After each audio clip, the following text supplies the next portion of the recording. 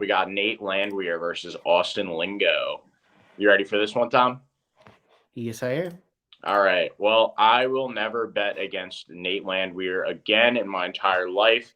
He absolutely proved me wrong with his fight against David Onama. Oh my God, what a scrap that was. Easily a sleeper for fight of the year for 2022. I don't think that one got enough credit because David Onama and Nate the Train are not like these big names in the sport right now. Although Nate Landwehr did kind of emerge a little bit more, for the more casual side of it. I hate the term casual, when it comes to UFC, but because the second you give an opinion that somebody doesn't agree with, they're going to be in your Twitter mentions calling you a casual. Um, Speaking from experience. Yeah, even when they have Habib as their goat. But yeah, Nate Landwehr, just incredible fighter. You want to talk about showing, you got that dog in you. I mean, he was basically out on his feet against David Onama and rallied back to exhaust David Onama with his striking. Won that fight. David Onama put it all out there in the first round, and then it was just a slugfest after that. Nate Landwehr is, I think if we were still in a time when like Vikings were running the world, like Nate Landwehr doesn't look like a Viking, but I think that he'd be a major problem if we were still in like those really barbaric times because this is a guy that could take a beating, hand a beating back out, super tough, super violent. I'm all about Nate Landwehr this week. I will never bet against him ever again because I remember saying into that David Onama fight that he was not going to get it done there. He proved me wrong. Against a guy like Austin Lingo, he hasn't really faced the same level of competition as Nate Landwehr. And, I think they're setting this up for another exciting fight. Every Nate Landwehr fight is an exciting fight from here on out to me. His win over Ludovic Klein was pretty good.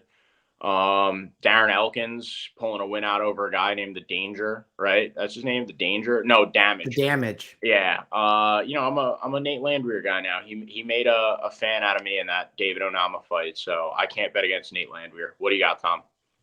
Yeah, and I think Austin Lingo is just has a glaring hole in his game. Like he's more of a grappler, but does not have very convincing stand up much at all. And against UFC caliber competition, Luis Saldana was he got that unanimous decision win there, but I think Luis Saldana had some holes in his game. Now, Austin Lingo, I guess I shouldn't say that he's got a glaring weakness. He is pretty well rounded. Luis Saldana was the guy who had a glaring weakness in his game, and that's what allowed Austin Lingo to get to victory on some of the stand up here. But I think Nate Landwehr is a guy who truly doesn't have a weakness in his game, as at least compared to Austin Lingo. He's going to be much more well-rounded than Luis Saldana was. He's got a pretty solid grappling, and as we saw against Ode Osborne, he's got good combinations. He's got a great chin, and he's got a really good durability and ability to fight through some of that pain. And even if he is losing a fight, he doesn't get discouraged. He fights back and he can ultimately come to win that. And the reason that he was able to stay awake and on his feet and semi-coherent and able to land those shots against Ode Osborne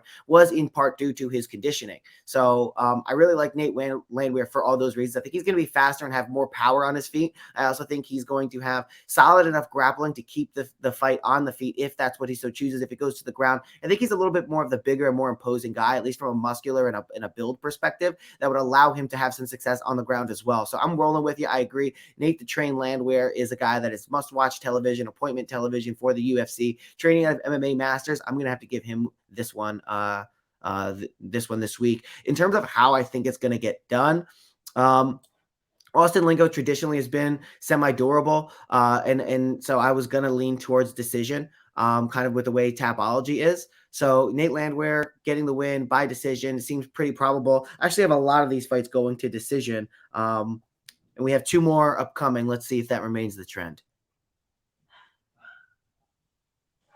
All right, next up. Sorry, kind of spaced out there for a second.